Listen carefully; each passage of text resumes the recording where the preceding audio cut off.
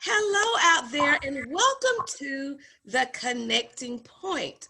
I am Dr. Marcy Thurman Simmons, your facilitator for this discussion table today.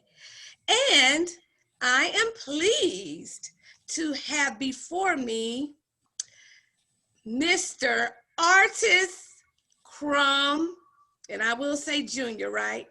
Yes. Junior, and he is extraordinary. I can tell you that he is extraordinary, and we'll talk more about how I know that in a few moments. But Artis, if you would please introduce yourself. And oh, I forgot. I must tell you what he is. He is a executive chef. People who like to eat. Yep. Okay, Artis, go ahead and introduce yourself by telling us your full name again and your area of creativity and where you are from and where you are now. Perfect. Thank you, Dr. Simmons, for the great introduction. That was an excellent introduction. So my name is Artis Crum, the second or junior, but either way it works. I am from Douglasville, Georgia, and my creative area is the culinary industry. Right now, I am located in Washington, D.C. I have my own catering company called Immerse Catering LLC up here in D.C., well, the DMV area. It's been going pretty well over these past years, even though COVID has changed up a little bit, but hasn't stopped because God has his ways of forming us and making sure that we're able to benefit in the season that he has us ready for, to prepare us for. Absolutely, absolutely. And so, Artis, yes, ma'am. I have to tell the audience the connecting point. Okay. For each one of these discussion platforms. Well, there is a connecting point here. Mm-hmm. If you remember, maybe about 3 or 4 weeks ago, I had another young lady on here with the last name of Crum, who was a baking artist, okay? Jazz, the baking artist. This is actually her brother. Yep. But that is not the main connecting point. The main connecting point really is his parents, and particularly his mom, who opened her doors to me. I've said this before so many times, and I will never forget her for it. She opened her doors to me when I was just getting started teaching from my own business standpoint, private lessons of voice and piano. And she opened her doors to me at Victoria's Kids Academy in Douglasville, Georgia.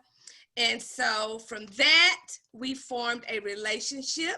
Yeah. And of course, I will say this, Artis may not want me to, but Artis was one of my piano students. I was. So yes, and he did quite well. Well, thank you. Yes, he did quite well. However, he went into culinary arts, and I'm not mad at him about it because he's still being a creator and he's still in the arts. Mm-hmm. Now, Artis. Yes, ma'am. You know, I have to ask the golden question that I ask everyone. Mm-hmm. When did you discover that you wanted to be in the culinary arts? So funny you say that. I knew when I was, I want to say 16 or 17. That's when I really was focusing because I understood that my senior year was coming up pretty soon. And everybody always asks the golden question of, what do you want to be when you grow older? What do you want to be when you leave high school and venture out into the real world? And I knew right then I wanted to be a chef. I love food. People who knew me back then knew that I was really, really big. And so and one thing that I always said is I love to eat so much, but because I just love food and understanding it, the whole entire gastronomy of it is what I fell into. And so from 16, knew that's what I wanted to do. I started off actually baking cheesecakes. You know what? I think I remember that. because your mom mentioned it, but one thing I do want to mention, you also helped your mother in the kitchen I at did. Victoria's Kids Academy. I remember that. Mm-hmm. And I can't remember how old you were when you started doing that, but I do remember you helping prepare meals for the children there. How old were you, Artis, when you started doing that? It was like 14 or 15. 14. And I forgot to add, can you tell the audience how old you are now so they can understand how far you have come? I'm 25 now. I'll be turning 26 next month. So Artis is in that group of the millennials, yes. okay? The millennials, yes. Mm-hmm. And I also forgot to have you mention which high school you went to, because you know that's That is important. I went to Chapel Hill High School. Chapel Hill, yes. Yeah. So did they even do culinary arts there? So they had it at the Chapel Hill High School. They had one home ec class, and you had it was just a course for about 3 weeks that they dabbled on just your simple baking cookies, baking cakes, baking brownies, things that just to, I guess, as they say, just to try it and test it out. But once you become a junior or a senior, they have it where they had a college course. So you'll be at your high school for half the day, and then the other half you'll go and travel to West Georgia Tech, and you'll do different trade school classes. So I decided to pick culinary arts, but they also had cosmetology, they had engineering, they had automake, they had computer programming, they had marketing. There was so many different networks and industries that you can dabble into. It just so happened I just picked culinary arts. And you know, it's interesting because I see you and your sister in the what I call the eating business. Yes. Always remember this. Everybody always has to eat. They always have to eat. Yes. No matter what. But well, can you tell a little bit about, I know you said when you discovered it, but how did you really feel the moment that you realized what it is that you wanted to do and had to pursue? So,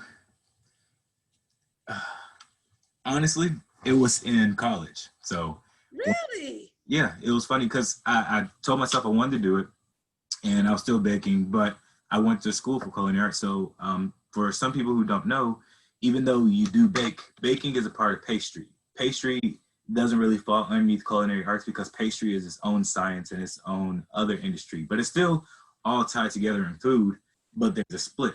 And the classes of culinary arts that you go to college for differ from pastry. So when I was actually in my first lab, a culinary lab, when the professor gave me they gave me a recipe, and I executed it, and I executed it perfectly. That right then I knew, okay, this I can do this, because it was just a feeling that I had. I was just like, okay, it felt natural. Mm-hmm. And I knew that I was able to accomplish what I set my mind to. And when I noticed that I was able to set exactly that goal and accomplish that goal, I was like, oh, I got to keep going with this.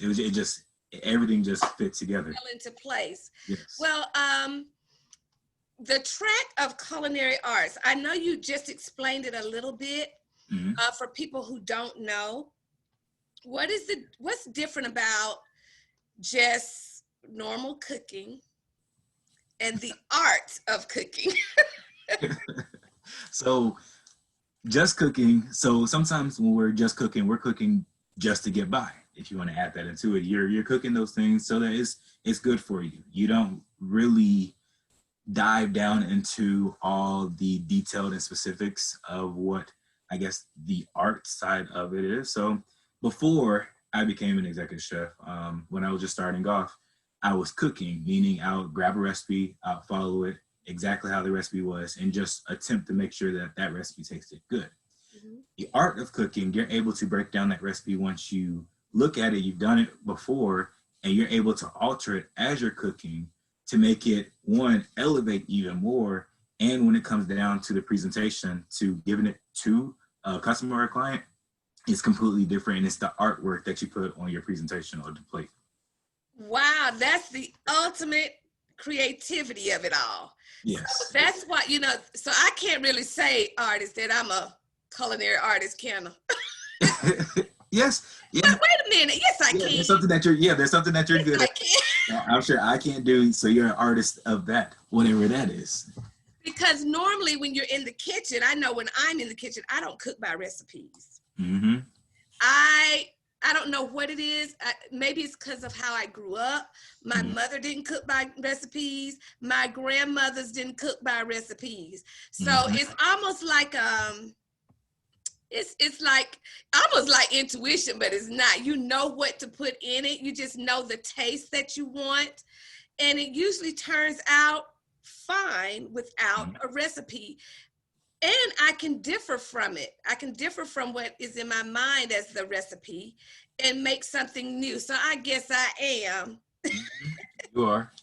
in the area of culinary arts. Now, would you say grilling and things like that, does that fall under culinary arts? It does. And you learn the difference of what each cooking technique does. And learning different proteins of what's best for it to be sauteed or to be grilled or to be fried. And you learn even more of the full terminology behind it, but that all falls in together. Wow, interesting. And you got away from here without preparing me my meal.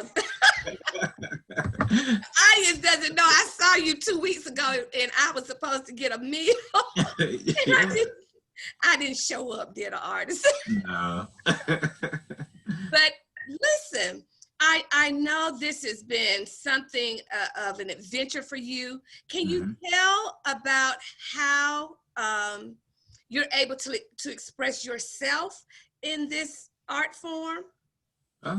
Yes, I mean, I put my heart into everything that I do. And through the food, that's one of my goals is how I express myself is to make sure that every single item that I put into the food, you're able to taste it, where I like to call it the happy feel good mode. So when you take a bite of something, all you want to do is just start dancing and shaking because it was good.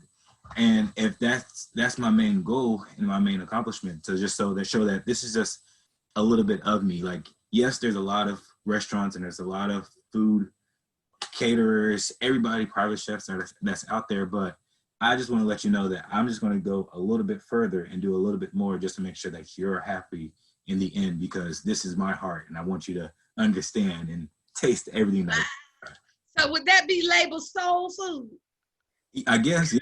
Because we still are in the South. Oh, yes. Yeah. Comes from the soul. Now, I want you to talk a little bit about how you felt as a male in this industry. And how many males are you seeing in the culinary arts versus females? So it is a male-dominated industry. I figured. That. And it is a white male-dominated industry. Ooh, okay. Which leads me to this. I'm sorry, I should have asked earlier. No, you're fine. What college did you attend? Oh, I went to Johnson & Wales University in North Carolina. It's not an HBCU, is it? No, it's not. It's a private university. Okay, continue on. I just wanted to... No, you're fine. So no, that's fine. I forgot to let people know about that. But being a Black male in the industry, I knew that, one, I had to make sure that I did what I needed to do, because while I was in culinary school, all my professors were Caucasian or Asian. There was one Black professor that I had, but it was one out of the whole entire school that was in the culinary department, and it was she was a female. It was just great learning from her, but being a Black male, I knew that I would have to go above and beyond anybody else around me, because we always have to do a little bit more. A little bit more, yeah. And seeing that there wasn't many women in the industry, now it's actually changing. There's a lot more women coming to the industry, which is really good, and there's a lot more women that are being the executive chefs and senior directors and people who are at the top, which is really great to see as well. It's just me being, like I said, a Black man. I want to make sure that when I get to that goal, and I know I probably am jumping a question, but I said this in college, that when I get there, I want to make sure that other young chefs or young artists or anybody who wants to make it to their goal, they can be like, okay, you know what? I want to be like Artis, or I want to be able to get there. There's somebody that looks like me, so I can do that too. And I know what is able to come in the end goal. So I have to honestly keep telling myself that through class, through the industry, and still to this day, that it's not now, but it's the end goal and what I'm trying to portray for everybody else following in the footsteps that I've already laid out in front of them. So you would say that you are operating in your divine purpose? I am. You are. And you know that by what, can you kind of name them? Because I know young people who are watching this, and I say this too, a lot of people who are my age and older still need to know, how do you know that you are in your divine purpose other than you enjoy doing it? I know I'm in my divine purpose when I see people around me when they strive to do better just because they had somebody just give them a little push. And I was that person that just gave them a little push. And I can see that they would, okay, you know what? And they'll say, oh, Artis, because you did this, this is what I'm doing. I'm like, that's good. I give them a clap. Let's keep it going. Let's keep it going. So not just myself, and I guess that's speaking to me as well, as like me helping other people, but them in the same time helping me at the same time. I knew that this is exactly where I need to be. This is how, and I know I'm probably jumping, but on one of the questions you asked, if you affect change, like this is how we affect change. Now, in 2020, just still growing up, being millennials, taking ownership of our history, helping somebody else out, and it's not monetarily. Sometimes it's just support, sometimes it's spiritually, sometimes it's mentally, sometimes it's just being there, talk to that person, being like, yes, you can get there, yes, you can do that, or even the smallest things of that confidence that a lot of people seem as if they lack. Just giving them a little bit of confidence so they have more self-esteem and they're able to push forward. I mean, that's how I knew that I'm in the right area. So I really hear you saying your purpose is connected to other people and connecting to others. Can you explain your experiences in the industry with connecting with others to help you get to where you are, or the negative parts of being connected to others? Because there are times when we connect and it might not have been such a wonderful experience. Yeah. Can you talk a little bit about both? I can. So on the start of positives, I'm not going to really start off with a negative, but on positive of connecting with people, those people in the end goal help out as well. You so right now at the job that I'm at, I make it a daily thing. First thing when I walk into the kitchen, I say hello to everybody. Good morning if I come in the morning time, good morning if I come in the evening time, good afternoon, good evening, just to make it where, okay, I see you, I understand. Then getting to know them and their personalities, because in the real world, everybody has different personalities. When you're a manager, you got to understand that with the different personalities, you got to understand how to instruct certain individuals. Because Susie over here, I can talk to her very nice and she can get it completely done. On the negative side, there might be Barbara on this other side who, if I would say it nicely, it might come off offensively. So knowing personalities and knowing how to really understand how people receive information. Negative, so positive side, people were able to do certain things that I was able to ask them that in the end goal made all of us look good. Because we are one team. The culinary industry is big on being the team, and you can't do it all by yourself. You cannot. You have to really work with your team. You have to give everybody respect. But like I said, on the negative side of it, sometimes when directing certain people or just being yourself, other people can see it as being negative or nasty or wrong. So you got to understand when to dial back from time to time. So also, I know that's very important is customer service. Yes. In your line of work, right? Yes, it is. And also, I want to ask you this: how well do you have to know the people you're cooking for? Oh, you.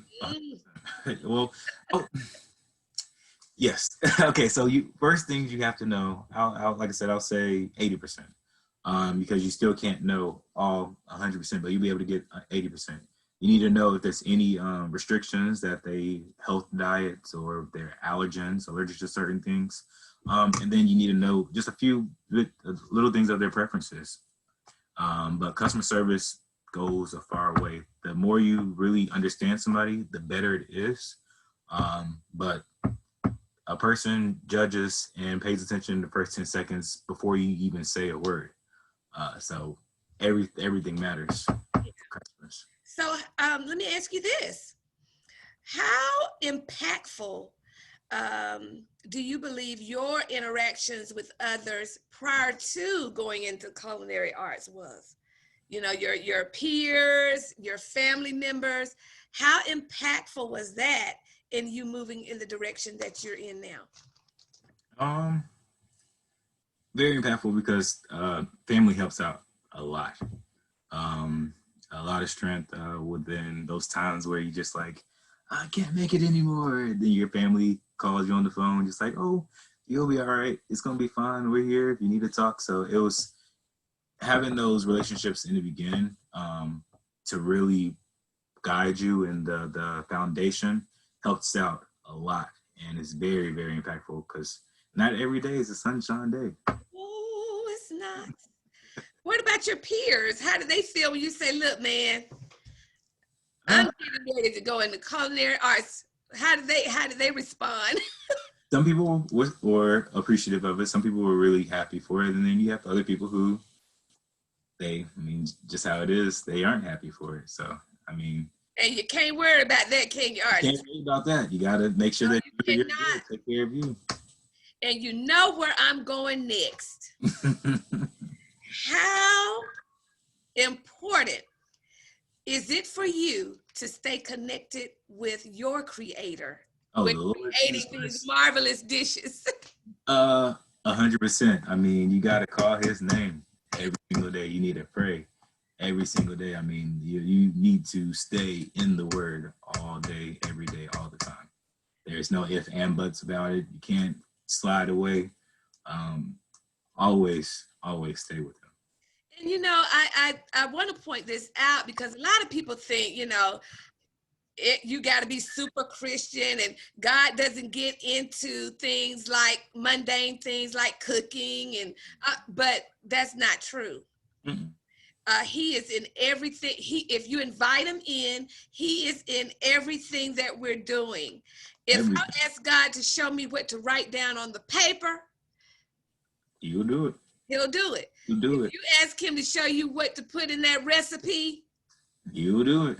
He will do it. You know, I just had a conversation with my daughter mm-hmm. about her artwork, and she was saying, you know, God gave me what I needed. I needed one little thing extra to do in my artwork, which took it to another level. And so something, even though you think, oh, God is not, he doesn't have anything to do with something that I'm interested in, like artwork or whatever. Yes, he is. And he can give you the very idea you need. Yes, he can. The greatest artist, the greatest creator ever.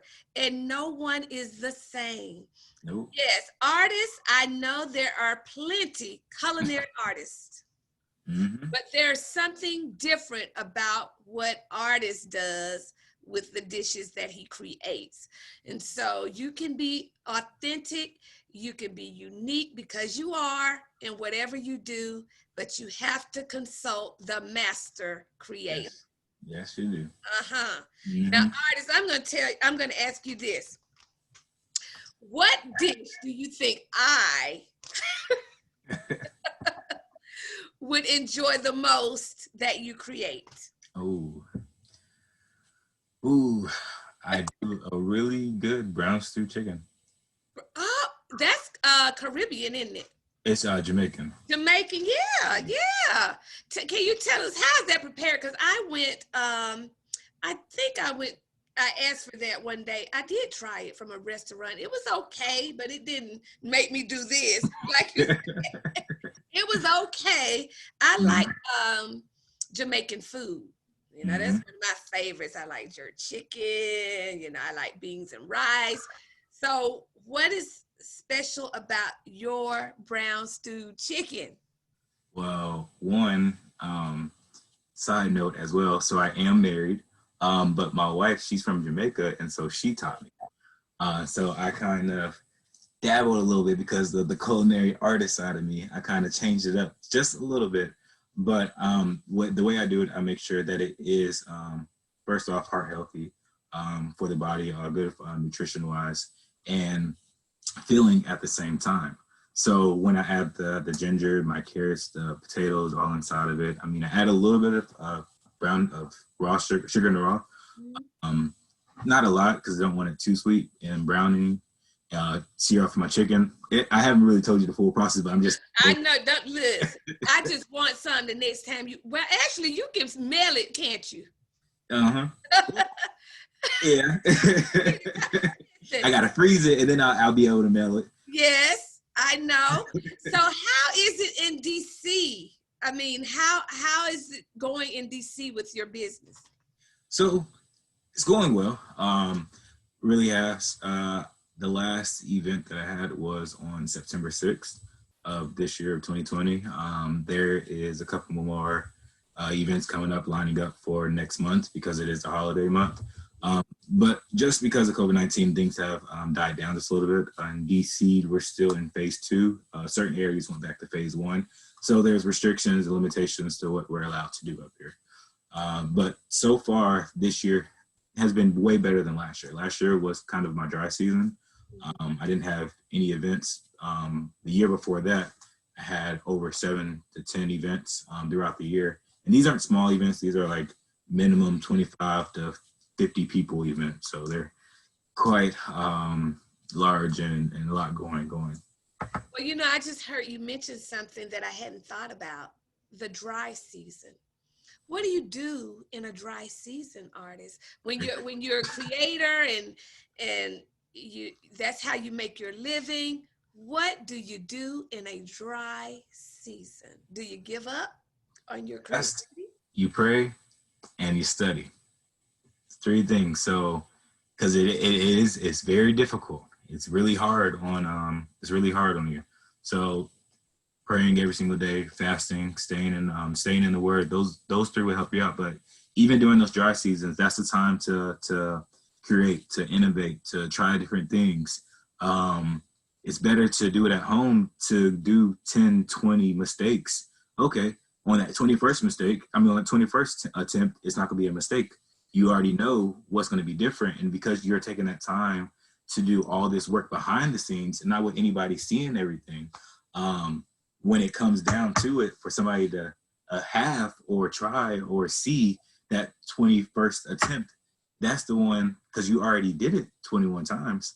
That's the one that they're like, oh my goodness, this is different, whether it be painting, whether it be you singing, whether it be culinary, whether it be whatever, cosmetology, hair, anything, nails, anything, over and over, repetition. As I say, repetition makes it better. During those dry seasons, that's all you have to do is just definitely study, hone your craft.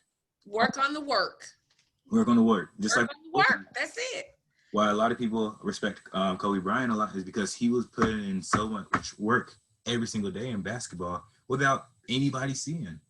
And that's what I forgot that, and now I understand. It's just because growing up, you got to put in work. Listen, can you explain that? You know, I say it all the time, but it might sound better coming from you. Can you get to where you want to without working? Oh, no. You gotta work. People, you gotta work. Yeah, real quick. Sometimes it's twofold. Like I work a regular job, but I also work on the side doing something else. Exactly. It's like you're burning the candle on both ends. So there's a lot of sacrifice that goes into working in your area of calling. That's why it's smart if you can find an occupation that is also in the area of your calling. So what you say, killing one bird with two stones, whatever they say it is. But you're going to have to work. Things are not going to just lay in your lap. You know, we're in a generation of people who are entitled. They think they're entitled to it. Like, you know, I'm supposed to get it. My parents supposed to be like that. No, you've got to work for it. So, Artis, tell them how you had to work for it. Did you have to work for it? No, you may not be able to tell it like me. No, I'll tell you. I'll give you a little secret on the industry real quick. After graduating college, my first industry job, I would have to be at work every single morning from 7 in the morning. Sometimes I wouldn't get off work until 10 o'clock at night. You do the math right there. That's a 15-hour day straight all the whole entire time up on my feet. I had an hour break. Okay, so you can say 14 hours nonstop, but that's 14 hours where it's literally go, go, go, go, go. No stopping, not being on my phone, not checking text messages, not checking phone calls, not checking Instagram or Snapchat, any of those things. It was nonstop. After I left that job after that, 12-hour days is okay. So it's a little bit less. Now it's 3 hours. It's 3 hours less rather than those 15-hour days, but it's still a lot of work. After that, now I went to 20-hour days, especially during the busy season. So up to work at 6 in the morning, and I wouldn't leave the job all the way up until 2-3 o'clock the next morning, just to be back up at 6 o'clock to get to work that same day when I just left the company at 2-3 o'clock in the morning. Well, I was actually, I was getting ready to tell about you as a youth and working. And I know Artis was reared to work. Yeah. So he had to work. You used to get up with your mom, didn't you? Oh, and to be in that school getting that breakfast ready. So that he has always been a worker. And so when you are working towards your goal, you will get there. Oh yeah. And once you get to one level, guess what? There's another one to come. Yep. It's the journey. It's a journey. And with that being said, Artis, what are your aspirations for the future? So in the future, one day I will accomplish, I'm not saying I hope, but I will accomplish, speak into existence. It will be a chain of restaurants that I own, and all throughout the U.S. Catering company will be throughout the world, but it'll be a private chef catering company that cuts it down. But I'll also like to have where up and coming catering chefs, private chefs, personal chefs that are Black, that look like me, a way for them to go and learn, but also get paid while they're learning. So internships, but still school at the same time, where we can all come together, be integrative together, help each other out, build up the next person, and it just makes it easier for them. So they don't have to struggle like how I'm struggling. So. Global. That's I keep telling people, listen, it's time to think globally, not locally. Global. Right. Global. Well, Artis, I want you, before we end this segment, can you give other creators a word of encouragement to carry on in what they're doing and in their divine purposes and not being afraid? Okay. So to everybody watching, first off, thank you for tuning in to the Connecting Point. But with your divine creation, your divine craft, your whatever you go into, stay with it, stick with it, don't stop. The more you do it, like I said earlier, you're honing what you do. The better you become at it, the more you can actually put on it for your name. There's going to be those tough times, but you just push through those tough times, because what that means is something is right behind that door. It might be something that's blocking you, but you're going to break through that door. You're going to make it through. Don't give up. Don't stop, because you never know what God has in store for you. You never know. Amen. Now, Artis, how can someone get in contact with you if they want one of those scrumptious meals that you have? So my Instagram page is Immerse. That's IMMERCE but my email is IMMERSE catering CATERINGLLC@gmail.com. But if you go to my Instagram page, my email is on there too, because I know it's a lot of Yeah, you better know how to spell to find Artis.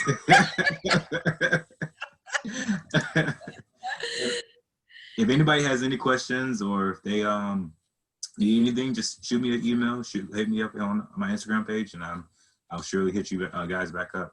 And if you're interested in culinary arts and you're just getting started, Artis he'll guide you. Oh yeah, I will. Dr. Simmons can't guide you. Now I'll tell you what I can do in this kitchen of mine. Those soul gourmet dishes that Artis is going to make. Listen, that's not my area, but I can help you find him if you're still having problems getting in contact with him. Or if you want to be on a platform like this or this Connecting Point discussion table, please contact me at integrativeartscreations.com, or you may email me at integrativearts@att.net, or Instagram is Integrative Arts, or you may go to Twitter. Arts Integrate. We're everywhere. Facebook, Integrative Arts Creations. There is no reason you can't reach out if you want to do this. And guess what? You don't have to be what you think of as perfect. None of us are perfect. Mm-hmm. We're all creators. We all are starting somewhere. We're all going to different levels. And so that means if you're going to different levels, you're starting over each time. So we're all in the process. Feel free to contact us at any time. Yeah. Artis, thank you so much for sharing today. I am so very proud of you. Thank you. Lord have mercy. I'm glad I'm not living with you. I'd be bigger than what I am. No, not at all. I do healthy foods as well. So like right now I'm doing big on vegan and vegetarian. Oh, okay, good. I can get into that now. Oh, yeah. Thank you, Artis. I love you much. Love you too. Thank you again for this. Bye-bye.